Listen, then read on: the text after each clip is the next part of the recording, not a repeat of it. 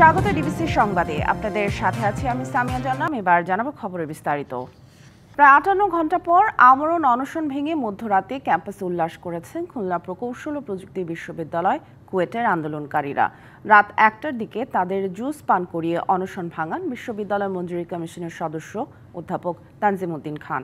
উপাচার্য মোহাম্মদ মাসুদের পদত্যাগের এক দফা দাবিতে অনশন করছিলেন শিক্ষার্থীরা। অনশন ভাঙানোর আগে শিক্ষা মন্ত্রণালয় থেকে পাঠানো একটি বার্তা অনশনরত শিক্ষার্থীদের পড়ে শোনান অধ্যাপক তানজিমউদ্দিন। চিঠিতে বলা হয়েছে, সাম্প্রতিক ঘটনাবলীর পরিপ্রেক্ষিতে সমস্যা নিরসন ও স্বাভাবিক শিক্ষা কার্যক্রম শুরুর লক্ষ্যে কুয়েটের উপাচার্য ও সহ উপাচার্যকে দায়িত্ব থেকে অব্যাহতি দেওয়া হয়েছে। দায়িত্ব পরিচালনার লক্ষ্যে জ্যেষ্ঠ অধ্যাপকদের মধ্য থেকে একজনকে সাময়িকভাবে উপাচার্যের দায়িত্ব দেওয়া হবে। আর এ খবরে আন্দোলনকারী শিক্ষার্থীরা উল্লাসে ফেটে পড়েন। আনন্দ মিছিল বের করা হয়। বাংলাদেশে বিনিয়োগের জন্য কাতারের বিনিয়োগকারীদের আহ্বান জানিয়েছেন প্রধান উপদেষ্টা ডক্টর মোহাম্মদ ইউনূস।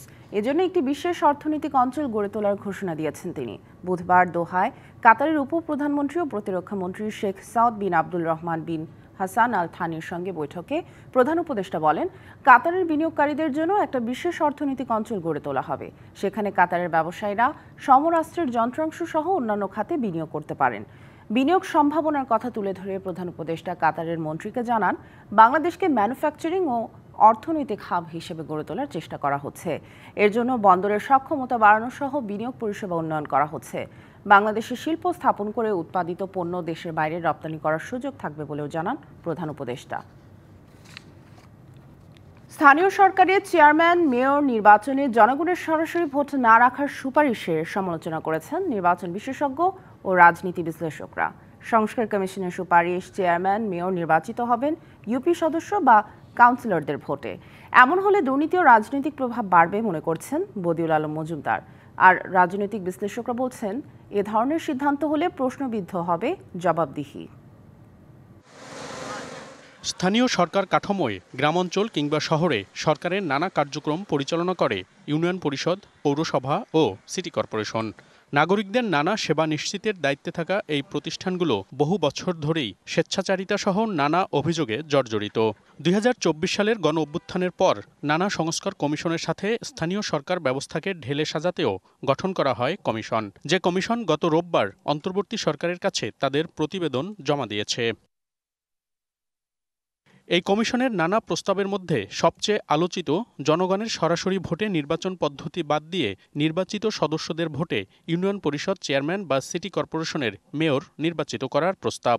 যা নিয়ে চলছে আলোচনা সমালোচনা, যার ব্যাখ্যা দিলেন এই কমিশন প্রধান অধ্যাপক তোফায়েল আহমেদ। এখনকার সিস্টেমে যে কোনো ব্যক্তি যদি চেয়ারম্যান নির্বাচনে প্রত্যাশী হয়, তাকে আগে মেম্বার হওয়া লাগবে। তাহলে 6 জন বা 7 জন 10 জন লোক যদি চেয়ারম্যান হতে চায়, সেই 6 জন 7 জন 10 জন তাদেরকে আগে মেম্বারে কন্টেস্ট করতে হবে। তা আমাদের প্রত্যাশা, এই লেভেলের লোক যখন মেম্বার ইলেকশন করবে তাদের পরাজিত হওয়ার সম্ভাবনা কম, তারা মোটামুটি মেম্বার হয়ে যাবেন। এইবার ওখানে তারা পরিষদের ভিতরে কন্টেস্ট করবেন। আইয়ুব খান আমলের ব্যবস্থাপনা ছিল, এটা খারাপ কী হয়েছে? আইয়ুব খান আমলে করছে বলে এটা খারাপ হয়ে যায়নি, তো পুরো ভারতে তো তাই আছে। নির্বাচন ব্যবস্থা সংস্কার কমিশনের প্রধান বদিউল আলমের মতে, এই পদ্ধতিতে অনিয়ম ও রাজনৈতিক প্রভাবের সম্ভাবনা থেকেই যাচ্ছে। এখন যে পদ্ধতিতে আছে, সরাসরিভাবে নির্বাচিত হয় মেয়ররা, চেয়ারম্যানরা এবং কাউন্সিলররা, মেম্বাররা, এইভাবেই থাকা উচিত। এর যৌক্তিকতা হলো, এর যদি আমরা পরোক্ষ নির্বাচন হয় তাহলে ব্যাপক দুর্নীতি হবে, এখানে কেনাবেচা হবে এবং অস্থিরতার সৃষ্টি হবে, অস্থিতিশীল হবে। বিশ্লেষকরা বলছেন, জনগণের সরাসরি ভোটে নির্বাচিত না হলে জনপ্রতিনিধিদের জবাবদিহিতা থাকবে না। যারা আপনার সহযাত্রী, তাদের অধিকাংশই যদি সেই মেয়রের লোক হয়, তখন তো আপনি সদিচ্ছা থাকলেও আপনার ইচ্ছাটা কাজে লাগবে না। সুতরাং আমি মনে করি যে এটার মধ্যে কোনো মেরিট নাই এই প্রস্তাবের মধ্যে। তাদের মধ্যে যে তাদের দায়িত্বের জন্য জবাবদিহিতা করা, এই জায়গাটা শক্তিশালী করতে পারলে আর কোনো সমস্যা নাই। তবে জাতীয় নির্বাচনের আগে স্থানীয় সরকার নির্বাচনের পক্ষে মত বিভিন্ন জনের। আমরা যে জনমত জরিপ করেছি, জনমতের একটা বিরাট সংখ্যক, ওভারওয়েলমিং মেজরিটি, অর্থাৎ অধিকাংশ জনগণই কিন্তু স্থানীয় নির্বাচন, জাতীয় নির্বাচন আগে করার পক্ষে মত দিয়েছে। আমরা তাই প্রস্তাব করেছি। তো এখন এটাও নির্ধারিত হবে রাজনৈতিক দলের সাথে আলাপ আলোচনার ভিত্তিতে। বিভিন্ন কমিশন থেকে প্রাপ্ত সুপারিশগুলোর ভবিষ্যৎ নির্ভর করছে রাজনৈতিক দলগুলোর ওপর। তাদের সাথে জাতীয় ঐক্যমত কমিশনের মে মাসের দ্বিতীয় দফা সংলাপেই চূড়ান্ত হতে পারে বিষয়গুলো।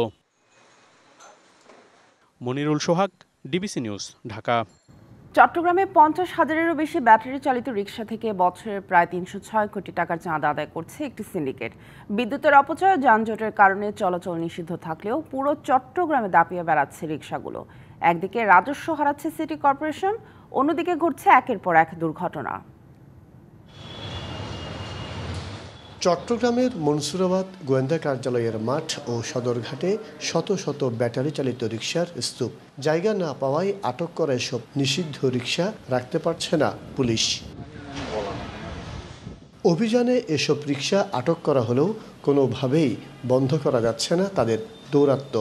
5ই আগস্টের পর অস্থির পরিস্থিতি ও পুলিশের অনুপস্থিতির সুযোগে প্রধান সড়কগুলোতে অবাধে চলাচল শুরু করে ব্যাটারি চালিত রিকশা। মানে 600 টাকা ভাড়া দেয়, ভাড়া দেওয়ানোর পরে কোম্পানির এটা 170 টাকা চাঁদের বিল দেওয়া লাগে। সাইডে যে দোকান আছে, দোকান থেকে আমরা ভাঁজগুলা ওই দোকানে বেছে আমরা কিনে আনি। এখানে মিস্ত্রি আছে, গ্যারেজে মিস্ত্রির কাছে আনি দিয়ে মিস্ত্রি লাগাই দেয়। ওরা আটকায় আবার টাকা দিয়ে নাহলে একেবারে বন্ধ করে ম্যাজিস্ট্রেটকে নিয়ে তলা লাগান, আমরা বাইর করবো না। চার্জ দেওয়ার জন্য প্রতিটি ব্যাটারি চালিত রিকশা থেকে দৈনিক 170 থেকে 180 টাকা করে চাঁদা আদায় করা হয়। নগরীতে প্রতিদিন চাঁদাবাজি হয় কমপক্ষে 85 লাখ টাকা, মাসে দাঁড়ায় 25 কোটি, আর বছরে প্রায় 306 কোটি টাকা। চার্জিং স্টেশন যেগুলা, এখানে প্রতিদিন 180 টাকা করে আপনার চার্জিং খরচ বাবদ নেয়, কিন্তু এই টাকাটা একজনে পাচ্ছে না, এটা অনেকেই ভাগাভাগি করে নিচ্ছে। যে বিশেষ করে মাল্টি বাণিজ্য এখানে একটা বিশেষ ফ্যাক্টর বলে আমরা মনে করি। চীনসহ বিভিন্ন দেশ থেকে পার্টস এনে স্থানীয় দোকানে তৈরি করা হয় ব্যাটারি চালিত রিকশা। তাই আমদানি বন্ধ করা না হলে তাদের দৌরাত্ম্য কমবে না বলে মনে করে পুলিশ। তাহলে ইম্পোর্টের অনুমতিটা কে দিয়েছে, কারা দিয়েছে, কখন থেকে আসা শুরু হয়েছে, বিভিন্ন শোরুমগুলো আছে সেই শোরুমে বিক্রি হচ্ছে, সেই শোরুমের দোকানের অনুমতি কারা দিয়েছে। পুলিশ এখানে একক কোনো বিষয় না, এটার স্টেক হোল্ডার অনেকে আছে। ট্রাফিক বিভাগের নির্দেশনা অমান্য করলে অবৈধ যানবাহন আটক সহ আইনানুগ ব্যবস্থা নেওয়া হবে জানিয়েছে সিএমপি। মাসুদুল হক, ডিবিসি নিউজ, চট্টগ্রাম। মুকুল ঝরে গিয়ে গাছে এখন ঝুলছে ছোট ছোট লিচু। ঠাকুরগাঁওয়ের বাগানগুলোতে যেন সুমিষ্ট স্বাদের আগমনী বার্তা। বাতাসে দোল খাচ্ছে অপরিপক্ক সবুজ লালচে রঙের কচি লিচু। বাগান জুড়ে থোকায় থোকায় শোভা পাচ্ছে মৌসুমের সম্ভাবনাময় ফল। চায়না 3, বেদেনা, বোম্বে ও মাদ্রাজি জাতের লিচুর চাষ হয়ে থাকে ঠাকুরগাঁওয়ে। অন্যান্য বছরের তুলনায় এবার গাছে মুকুল বেশি আসায় ফলনও তুলনামূলক ভালো হয়েছে। অনুকূল আবহাওয়ার কারণে রোগবালাইয়ের প্রকোপ কম, তাই লিচু বড় হতে পারছে বাধাহীনভাবে। এখন প্রয়োজন কিছুটা সময়, তারপরই বাজারে আসবে রসালো লিচু। আগামীতে এরকম কখনো হয়নি, ছোট গাছ পর্যন্ত লিচু আছে। লাভবান ইনশাল্লাহ, আল্লাহর মধ্যে মোটামুটি এলাকায় ভালোই হবে। গতবার তো মল ছিল না, মল হাজিল, এই যে নষ্ট হয়ে গেলো পকা টকা। এবারে তো মল হইলো, এবার তো লিচু ভালোই। অন্যান্য বছরের তুলনায় এই বছর আমাদের বাগানের রেজাল্ট ভালো, যে রেজাল্টটাকে আমাদেরকে ধরে রাখতে হলে এভাবেই যত্ন নিতে হবে। লিচুর মৌসুমে এই অঞ্চলে তৈরি হয় অস্থায়ী কর্মসংস্থানও। অনেক শ্রমজীবী মানুষ নিয়োজিত হন বাগান পরিচর্যায়। সব ঠিকঠাক থাকলে এবার জেলায় 1700 মেট্রিক টন লিচু উৎপাদন হতে পারে জানায় কৃষি বিভাগ। আবহাওয়া যদি ভালো থাকে তাহলে এই উৎপাদনটা আমাদের কৃষকরা পেতে পারে। আর হচ্ছে যে এই উৎপাদন যাতে ঠিক থাকে, কৃষক যাতে ভালো ফলন পায়, সেই জন্য আমরা কৃষকদেরকে পরামর্শ দিয়ে যাচ্ছি। ঠাকুরগাঁওয়ে এবছর 281 হেক্টর জমিতে লিচুর আবাদ হয়েছে। DBC news desk. অপার সম্ভাবনা থাকলেও নানা সমস্যায় জর্জরিত মৌলভীবাজারের পর্যটন শিল্প। অর্ধশত পর্যটন কেন্দ্র থাকা সত্ত্বেও প্রায় 1.5 দশক ধরে এই শিল্পের সম্ভাবনা কাজে লাগানো যায়নি। ফলে ঘুরতে এসে হতাশ পর্যটক। প্রাকৃতিকভাবে গড়ে ওঠা পর্যটন স্পটগুলোর সংরক্ষণের পাশাপাশি নির্বিঘ্নে ভ্রমণ নিশ্চিতের দাবি পর্যটন সংশ্লিষ্টদের। 2008 সালে পর্যটন জেলা ঘোষণা করা হয় চায়ের রাজধানী খ্যাত মৌলভীবাজারকে।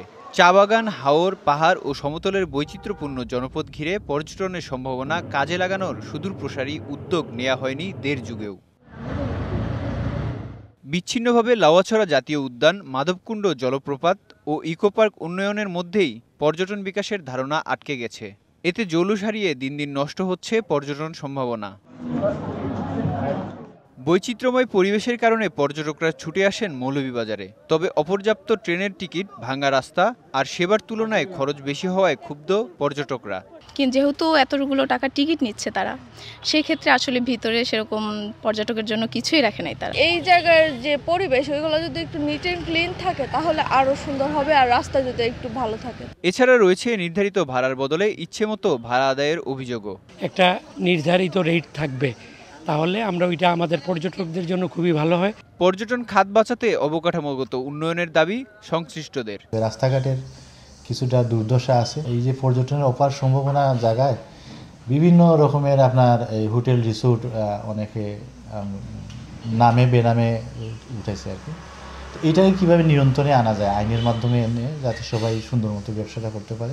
2017 সালে জেলার পর্যটন শিল্পের বিকাশ, সমস্যা ও সম্ভাবনা চিহ্নিত করে কর্মকৌশল প্রণয়ন করেছিল প্রশাসন, কিন্তু 8 বছরেও বাস্তবায়ন হয়নি। যে অভিযোগ অনুযোগগুলো আমরা পাচ্ছি, বিশেষ করে পরিবহনের জায়গায়, আমরা একটা ট্যুরিস্ট ম্যাপ প্রণয়নের পরিকল্পনা আছে পৌরসভা থেকে, সেটা আমরা এক্সিকিউশনে চলে গেলে এই ইস্যুগুলো পাবলিকলি চলে আসবে। এবছর ঈদ উল ফিতরের লম্বা ছুটিতে সব পর্যটন স্পটে ছিল দর্শনার্থীদের উপচে পড়া ভিড়। হোটেল, মোটেল, রিসোর্ট সহ পর্যটন সংশ্লিষ্ট সব খাতে ভালো ব্যবসা হয়েছে বলে জানান ব্যবসায়ীরা। DBC news desk. বাংলাদেশের 54তম স্বাধীনতা ও জাতীয় দিবস উদযাপন উপলক্ষে জমকালো সংবর্ধনার আয়োজন করে বাংলাদেশ কনস্যুলেট জেনারেল দুবাই। এতে প্রধান অতিথি ছিলেন আমিরাতের পররাষ্ট্র মন্ত্রণালয় দুবাইয়ের head of protocol and operation Mohammad Al Bahari. মহান স্বাধীনতা দিবস উপলক্ষে সংযুক্ত আরব আমিরাতের দুবাইতে বাংলাদেশ কনস্যুলেটের উদ্যোগে বিদেশি কূটনীতিক এবং কমিউনিটি সৌজন্যে গ্র্যান্ড রিসিপশন। বাংলাদেশ ও আমিরাতের জাতীয় সঙ্গীতের মাধ্যমে বর্ণাঢ্য সংবর্ধনা অনুষ্ঠান শুরু হয়। দুবাইয়ের একটি 5 তারকা হোটেলে এই আয়োজনে কনসাল জেনারেল মোহাম্মদ রাশেদুজ্জামানের সভাপতিত্বে ও কনস্যুলেট জেনারেলের কাউন্সিলর ও দূতালয় প্রধান মোহাম্মদ আশফাক হোসেনের সঞ্চালনায় মহান স্বাধীনতা দিবসের তাৎপর্য তুলে ধরা হয়। আমরা খুবই গর্ববোধ করছি যে বিদেশের মাটিতে আমরা এত বিদেশি এবং বাংলাদেশি সবাই একসাথে হয়ে আমরা আমাদের দেশের এই তাৎপর্য, ঐতিহ্যবাহী বিভিন্ন ধরনের খাবারের আয়োজন করেছি। একটি দেশাত্মক গানের সাথে একটি উপস্থাপনা ছিল। আমিরাতের পররাষ্ট্র মন্ত্রণালয়ের protocol and operation Mohammad Al বাহারি বাংলাদেশের সরকার ও জনগণকে শুভেচ্ছা জানান। আমরা বাংলাদেশি এবং এ মুহূর্তে দুবাইয়ে যারা এখানে সমবেত হয়েছেন সবাইকে শুভেচ্ছা জানাচ্ছি এবং একই সাথে সবার সফলতা কামনা করছি। ডক্টর মোহাম্মদ ইউনুসের নেতৃত্বে নতুন বাংলাদেশ সমতা ও মর্যাদার ভিত্তিতে কূটনৈতিক সম্পর্কে বিশ্বাসী। এই সম্পর্ক বিশ্বব্যাপী ছড়িয়ে দিতে কাজ করছে বিশ্বের বিভিন্ন প্রান্তের বাংলাদেশ মিশনগুলো। অনুষ্ঠানে রাষ্ট্রদূত ও কনসাল জেনারেল এসব কথা বলেন। আমি আশা করি যে আমরা এমনিভাবে আগামী দিনগুলোতে একে অপরকে পরস্পর সহায়তার মাধ্যমে এবং ঐক্যবদ্ধভাবে আমাদের নতুন দেশ গড়ার জন্য কাজ করে যাব, যে যেখানে যে অবস্থায় আছি। আমরা আমাদের স্বাধীনতার কথা বলেছি, আমরা জুলাই বিপ্লবের কথা বলেছি, আমরা বর্তমান বাংলাদেশের যে একটা সুন্দর বিনিয়োগ পরিবেশ বিদ্যমান এবং সেই বিদ্যমান পরিবেশের সুযোগ নিয়ে যাতে বিদেশি বিনিয়োগকারীরা আরও অধিক হারে বাংলাদেশে বিনিয়োগ করে এবং তাদের বিনিয়োগের পরিমাণটা বৃদ্ধি। অনুষ্ঠানে আরব দেশগুলোর পাশাপাশি USA, India, Pakistan, Sri Lanka, Thailand, Malaysia, Myanmar, Indonesia, Kuwait, Qatar, তুরস্ক, South Africa, Peru, Belarus, Japan, Iran, Russia সহ বিশ্বের 30টি দেশের রাষ্ট্রদূতরা উপস্থিত ছিলেন। মুক্ত বাংলাদেশের আজকের এই দিনে আমরা সমগ্র কমিউনিটি নেতৃবৃন্দ একত্রিত হয়েছি, এটা অত্যন্ত ভালো লাগতেছে। এই প্রথম আমাদের আফটার 16 ইয়ার্স 16 বছর পরে আমরা এই উদযাপন পালন করছি। দেশাত্মবোধক গানের মধ্য দিয়ে শিল্পীরা নেচে গেয়ে বাংলাদেশকে উপস্থাপন করেন। অনুষ্ঠানে প্রবাসী গণমাধ্যম কর্মী এবং বাংলাদেশ কমিউনিটি সদস্যরা উপস্থিত ছিলেন। DBC news desk. ডিবিসি সংবাদ এই ছিল এখনকার মতো। ডিবিসি নিউজের সংবাদগুলো পড়তে ভিজিট করুন dbcnews.tv আর ভিজিট করুন ডিবিসির ফেসবুক পেজ এবং ইউটিউব চ্যানেল। ডিবিসির সঙ্গেই থাকুন।